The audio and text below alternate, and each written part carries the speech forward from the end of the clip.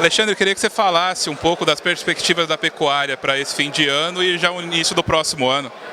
Olha, eu acho que o marco desse ano foi a queda de demanda no mercado interno, né? Nós assistimos, a crise econômica bateu no consumo de carne vermelha de uma maneira muito agressiva. Os dados preliminares de abate permitem a gente falar em consumo per capita da ordem de 27, 28 quilos, que é o consumo mais baixo desde os anos 90. Isso fez com que esse movimento da arroba tenha acontecido, de cair um pouco do que estava desenhado para frente. Ao mesmo tempo que o consumo interno caiu, o real se fortaleceu bastante. É uma mudança no presidente do Banco Central, a intervenção no mercado de câmbio foi menor, o real saiu dos 3,60, veio para os 3,20, isso tornou a carne brasileira em dólar mais cara. E essas duas coisas pesaram no preço do boi. Eu acho que para a gente olhar para o ano que vem, bom, isso vai ser verdade até o fim do ano, porque o desemprego não vai voltar tão rápido, deve subir um pouco o preço do boi, como já está acontecendo, porque a oferta nesse fim de ano é menor do que ela vinha sendo. Então, tem um desenho de alguma recuperação, mas não muito forte. O ano que vem, na minha leitura, é um ano de recuperação de consumo. Nós estamos projetando o PIB crescendo 2,5% para o próximo ano. A taxa de inflação, ontem o Banco Central sinalizou que no ano que vem a inflação está abaixo da meta dos 4,5%, falou em 4,4%, é muito próximo, mas é uma tendência de acomodação nos preços agrícolas, e não só agrícolas, nos preços gerais da economia. O desemprego, na medida que a economia vai melhorando, o desemprego vai caindo e o mercado interno vai retomando. A gente também tem, o ano que vem, a oportunidade de exportar mais do que esse ano. Primeiro, porque está se abrindo os Estados Unidos. Essa viagem do nosso ministro Blairo Maggi para a Ásia, vários acordos foram desenhados com a Tailândia, com a Indonésia, talvez com a Coreia. Há um otimismo com o crescimento de volume de exportação. Essas duas coisas me parecem muito importantes e necessárias para equilibrar uma oferta de carne que vai crescer para o ano que vem. Já estamos há 2 anos retendo fêmeas. A retenção de fêmeas gera mais bezerros, que por sua vez gera mais boi gordo para 2017. Então, na minha opinião, é um ano de recuperação de volume de abate, ao mesmo tempo que o consumo volta a crescer. Acho que dá até para sonhar com alguma recuperação no preço da arroba para o ano que vem. Muitos especialistas apontam que na virada do ciclo da pecuária no próximo ano, inclusive alguns já falam que essa virada já está em andamento. Com essa base de preços mais sustentáveis, você acredita que isso pode ser retardado ou quando você acredita que isso pode acontecer? Sua pergunta é ótima. Eu acho que sim. Eu acho que está todo mundo com um viés muito pessimista do ponto de vista de consumo. É possível que, enquanto esse consumo não volte, a gente tenha números de abate de fêmea um pouco mais fortes no primeiro trimestre do ano que vem. Isso aí eu acho que não está fora. Mas é claro que está todo mundo olhando que essa crise vai continuar forte e isso eu não compro esse cenário, tá? Eu não acho que a virada de ciclo já acontece no começo do ano que vem, não. Eu estou um pouco desalinhado nessa leitura, porque eu acredito que a recuperação econômica vai carregar uma demanda mais forte para o próximo ano. Ou seja, e para quando você acha que podemos ter essa, ou ainda não é possível traçar esse paralelo? O ciclo pecuário tem sido mais ou menos de 4 anos, né? Nós começamos a reter fêmeas em virada de 14 para 2015.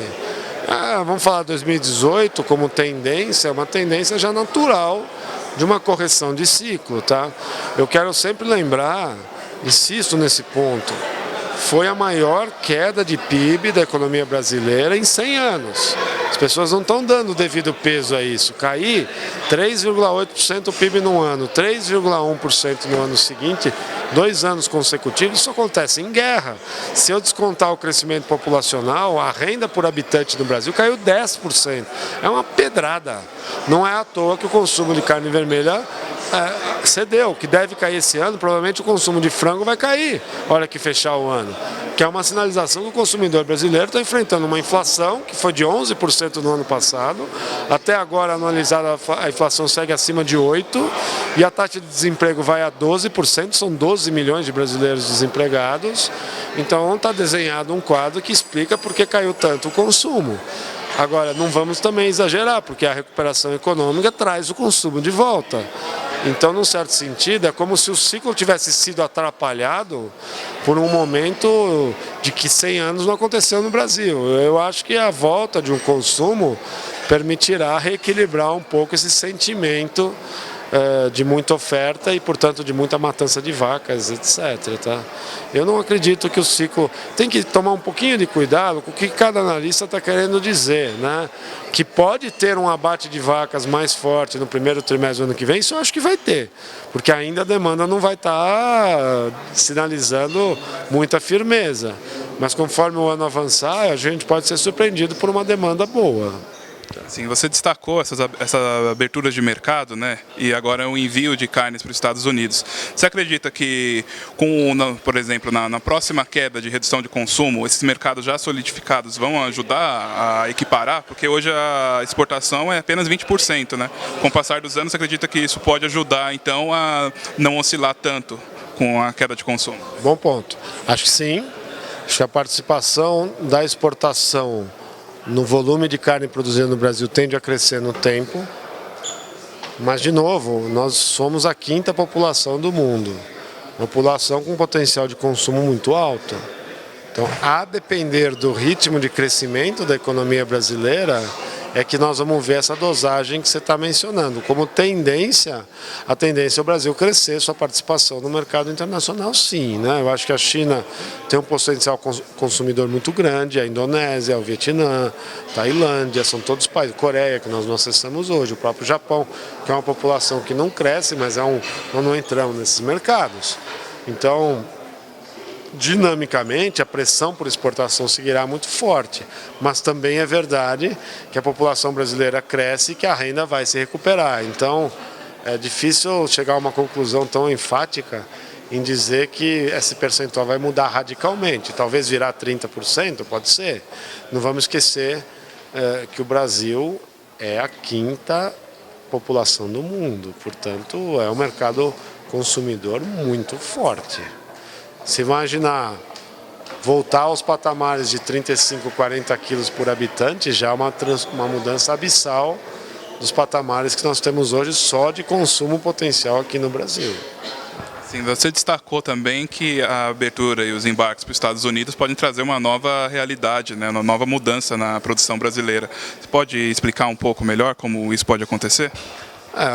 Os Estados Unidos em si não é tão relevante em termos de volume. Nós estamos falando de 64 mil toneladas, que foram as cotas aí que nós podemos acessar. O problema é que, ao entrar nos Estados Unidos, eu estou recebendo o aval do governo americano que a sanidade brasileira está compatível a atender um mercado super exigente. E com esse aval nós podemos bater nas portas de vários países fechados hoje ao Brasil e dizer, olha, se é os Estados Unidos, que tem um sistema altamente rigoroso, está aberto, por que você não há? Você é México, você é Canadá, você é Coreia, Japão, etc. Então, ele dá um selo de qualidade que eu acho, de alta relevância para ampliar os volumes exportadores. E na medida que os volumes exportadores forem aumentando, vai abrindo a demanda por carne de mais qualidade, você vai acessando mercados mais exigentes, e isso faz com que todo um volume de produção de um certo padrão, eu tenha que padronizar o volume de produção para que eu possa atender essas demandas mais exigentes. Eu acho uma mudança estrutural de alta relevância que está diante de nós, e nós não podemos, de maneira alguma, vacilar na sanidade para a gente não retroceder para trás, tá certo? Esse, para mim, é um desenho muito importante.